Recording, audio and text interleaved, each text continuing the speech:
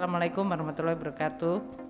Hari ini Bapak Presiden dan Bapak Wakil Presiden mengundang sidang Kabinet Paripurna untuk menetapkan rancangan anggaran pendapatan belanja tahun 2023 yang nanti akan diserahkan oleh Bapak Presiden di Dewan Perwakilan Rakyat pada tanggal 16 Agustus. Jadi ini adalah arahan terakhir dari Bapak Presiden sebelum kita memfinalkan. Di dalam sidang kabinet hari ini tentu dibahas mengenai desain dari RAPBN 2023 dalam situasi di mana perekonomian global mengalami guncangan dan gejolak serta ketidakpastian yang sangat tinggi. Oleh karena itu APBN 2023 harus didesain untuk bisa mampu tetap menjaga fleksibilitas dalam mengelola gejolak yang terjadi. Ini kita sering menyebutnya sebagai shock absorber. Namun di sisi lain Bapak Presiden juga meminta agar APBN tetap dijaga supaya tetap kredibel dan sustainable atau sehat, sehingga ini adalah kombinasi yang harus dijaga. Dalam sidang kabinet tadi disampaikan bahwa dunia tahun 2022 diproyeksikan akan mengalami perlemahan pertumbuhan ekonomi sementara inflasinya meningkat tinggi. Seperti diketahui IMF menurunkan proyeksi ekonomi dari 3,6 ke 3,2 untuk tahun ini dan tahun depan akan lebih lemah lagi dari 3,6 ke 2,9% dari sisi pertumbuhan ekonomi global. Ini artinya bahwa lingkungan global kita akan menjadi melemah, sementara tekanan inflasi justru meningkat. Menurut IMF, tahun ini inflasi akan naik ke 6,6% dari sisi global, inflasi dunia, dan di negara maju, sementara inflasi di negara-negara berkembang akan pada level 9,5%. Ini juga naik sekitar 0,8 percentage point.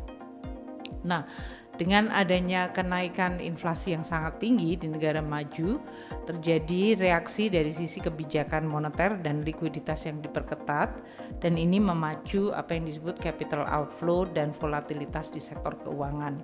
Inilah yang harus kita terus kelola di dalam negeri. Kami bersama Pak Gubernur Bank Indonesia di dalam terus meramu kebijakan fiskal dan moneter secara fleksibel namun juga pada saat yang sama efektif dan kredibel, karena ini adalah suatu persoalan yang kombinasi dari baik kebijakan fiskal maupun moneter bekerja sama dengan kebijakan struktural. Ekonomi Indonesia tahun 2022 ini sebetulnya sudah dalam posisi yang sangat baik dan harus terus dipertahankan pada semester 2. Seperti kemarin dilihat dari pertumbuhan ekonomi di kuartal kedua yang mencapai 5,44%, dan ini adalah pertumbuhan yang sangat impresif tinggi karena tahun lalu kuartal kedua itu pertumbuhannya cukup tinggi yaitu 7,1. Jadi baseline-nya sudah tinggi tahun lalu kuartal kedua, dan tahun ini tetap bisa tumbuh di atas 5%, bahkan di atas perkiraan optimis kami yaitu 5,2, ternyata realisasinya 5,44. Nah, pertumbuhan yang cukup kuat di dalam negeri ini harus kita jaga terus, terutama dari faktor-faktor yang mendukungnya dari sisi domestik karena lingkungan globalnya akan tidak pasti. Seperti kita ketahui, faktor dalam negerinya adalah konsumsi dan investasi serta belanja pemerintah. Bapak Presiden meminta untuk tahun 2022 ini seluruh kementerian lembaga fokus merealisir belanja pemerintah dan terutama dipakai untuk membeli produk-produk yang memiliki kandungan lokal tinggi. Dengan demikian, atau dalam hal ini produk dalam negeri, bangga buatan Indonesia, ini semuanya akan bisa mendukung pemulihan ekonomi yang makin kuat di kuartal ketiga dan kuartal keempat pada saat lingkungan global sedang mengalami kecenderungan gejolak. Perekonomian Indonesia sudah mencapai pra-COVID level, baik dihitung dari sisi level GDP-nya maupun tahun 2021 maupun 2022. Sementara dari sisi defisit APBN-nya masih relatif moderat. Untuk tahun 2023, kita nanti akan disampaikan oleh Bapak Presiden angka finalnya, dan oleh karena itu kami tidak menyampaikan di sini. Namun Presiden tadi menyampaikan bahwa pertumbuhan defisit APBN harus di bawah 3% dan dijaga dari sisi sustainabilitasnya. Oleh karena itu kita akan melihat dari sisi belanja negara yang tetap akan mendukung berbagai prioritas-prioritas nasional.